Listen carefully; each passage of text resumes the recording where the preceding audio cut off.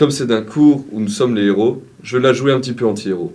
Vous allez tous mourir. En effet, depuis votre naissance, vous êtes destinés à la mort. Alors certes, il y a des morts plus stylés que d'autres, mais le résultat reste souvent le même. Depuis quelque temps, et avec la démocratisation d'Internet, on assiste à ce que l'on pourrait qualifier de mort 2.0. En effet, que deviennent tous vos comptes que vous avez créés sur Internet? C'est le sujet d'aujourd'hui.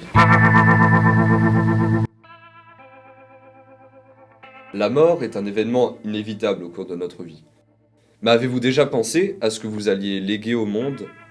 Que ce soit de l'argent pour votre femme, un appartement pour votre fils, ou bien même du chocolat pour votre petit cousin un peu bête mais qui adore le chocolat? Mais alors qu'en est-il de vos comptes Facebook, Twitter, Instagram ou bien même Google +? Nous avons quasiment déjà tous vécu le décès de quelqu'un à qui l'on tenait. Cela s'ensuit par la gestion du deuil, par une hausse appréhension de la mort, mais également par des réactions après le décès. La gestion du deuil se fait depuis la nuit des temps, depuis le début de l'ère humaine, mais qu'en est-il à présent avec l'apparition des réseaux sociaux et de tous ces nouveaux médias? Avec la naissance du World Wide Web en 1991, en majeure partie créé par Tim Berners-Lee, notre société connaît un changement important, révolutionnant ainsi la manière dont nous échangeons et surtout en un temps record. Internet, ainsi, ne cesse jamais de s'agrandir et de nous proposer de nouveaux contenus.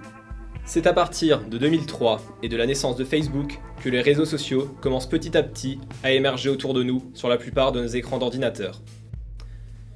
Les réseaux sociaux deviennent de plus en plus nombreux, comme la création de YouTube en 2005 ou la création de Twitter en 2006, ou bien plus récemment, la création d'Instagram en 2010 ou de Snapchat en 2011. Sur les 7 milliards d'habitants qu'il y a aujourd'hui sur Terre, environ 3 milliards bénéficient d'un accès Internet.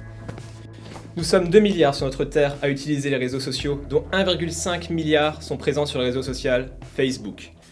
Les réseaux sociaux ont avant tout été créés pour un public jeune. Les développeurs n'ont alors pas pensé que les utilisateurs pouvaient mourir sur le réseau social et laisser derrière eux leur compte inactif. La mort sur Facebook est pourtant un sujet qui prend de plus en plus d'importance au fil des années. On peut compter environ 10 000 utilisateurs qui décèdent chaque jour. Si Facebook continue de s'agrandir ainsi, en 2100, il y aura autant d'utilisateurs vivants que décédés sur ce réseau social. Mais si Facebook s'arrête de s'agrandir, ce cas de figure apparaîtra 35 ans plus tôt, c'est-à-dire en 2065. Bien sûr, Facebook n'est pas le seul site sur lequel vous disposez de login ou de password.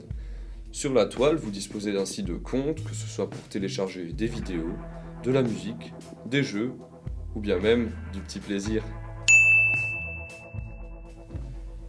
Mais alors, que reste-t-il de nous sur Internet après notre mort? Certains diront que cela n'a aucune importance car de toute façon, nous ne sommes plus là. Les personnes pensant cela sont égoïstes et oublient que leur famille et leurs amis pensent encore à eux et espèrent garder une bonne image de vous sur les réseaux sociaux ou bien tout effacer. Que devient alors notre profil Facebook une fois décédé? Qui a accès? Et comment notre famille va-t-elle gérer la perte de leur enfant chéri?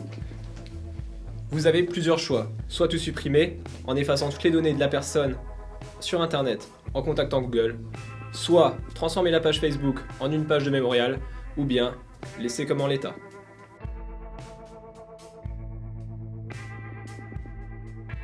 Comment permettre à nos proches d'avoir accès à nos comptes si nous décédons?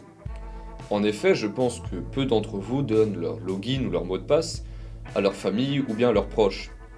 Les comptes sur lesquels vous les utilisez semblent alors inaccessibles.